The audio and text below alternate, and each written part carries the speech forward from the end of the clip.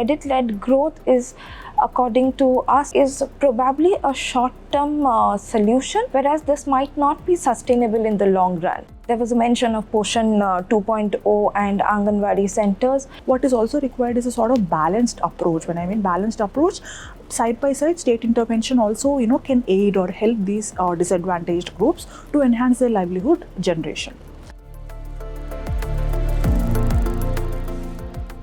Hello everyone, I am Srujana, faculty with the Department of Economics, Ishwari School of Liberal Arts here at SRM University AP. And I'm Aurolipsa Das. I'm also a faculty with the Department of Economics at SRM AP. And here today we are going to talk about the budget 2025 that is based on the piece that we had published in News Minute. When we talk about the budget document as such, what the document highlights is a way to go forward to overcome the concerns, challenges that we face in an economy. And when we talk about that, this particular budget, for instance, to begin with, the FM Finance Minister have spoke that the emphasis will be given to 4 key actors.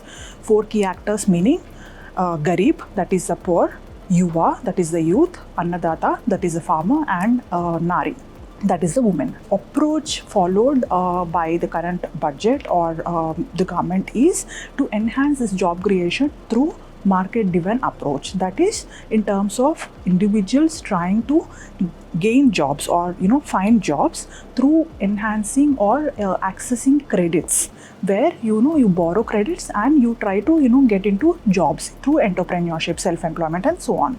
The budget emphasizes on the opportunities that would be created through investment, which in turn would lead to generation of employment through the private sectors again. There was a mention regarding gig workers who now, gig or platform workers who now form a major chunk of the workforce in India. And what the budget has focused on is regarding healthcare access and providing them ID cards. But what has been missed out is that of the social security factors that come into account, then about formalizing the contracts and various sort of protections that should be given to the platform workers and which aim at improving their working conditions. The credit-led growth has been overemphasized in this budget. When the government is looking at a cashless economy, it should also focus on looking at the digital divide or the digital literacy that has to be addressed at this point of time. India's women labour force participation, their workforce participation rate, in other words, is among the lowest in the world, and they are mostly employed in very precarious, low-paying jobs. There are certain set of structural underlying barriers or constraints for women to get access to jobs, to get into a paid economic activity. We need to focus on a balanced approach, which means that we need direct state intervention right now. As of now, the need is towards introducing more social protection programs and aiding them with more financial support, which was probably missing in the budget. Like, for example, I can talk about Poshan and Anganwadi.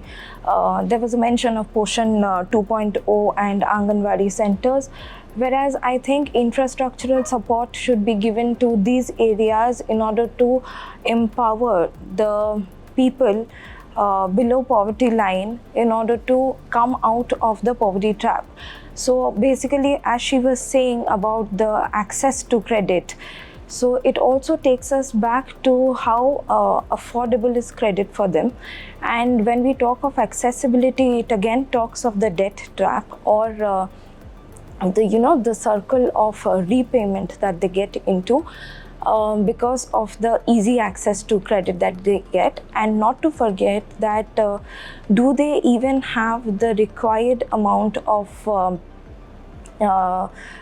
we can call it the prerequisites. Do they even have the prerequisites in order to access credits from the market? So that is another question that we have to look at. So credit-led growth is, according to us, or whatever we have written in the piece, is probably a short-term solution for generating employment, for creating livelihoods, whereas this might not be sustainable in the long run. It also focuses on skill enhancement and internship opportunities for the youth. But however, if we look at it closely, these are again short-term plans. So probably we together thought of, while we were articulating this article, we thought that probably something which will look at a sustainable creation of employment in the economy would be much better than short-term goals being set. So that's how we think that mostly the budget was a broader idea about how the economy can move forward, rather than focusing on proper budgetary allocations under certain sectors of the economy. So mostly private sector was given a lot of importance, while we think that the public sector enterprises, the expansion of the public sector enterprises will rather give a boost to the economy than going for market driven approaches.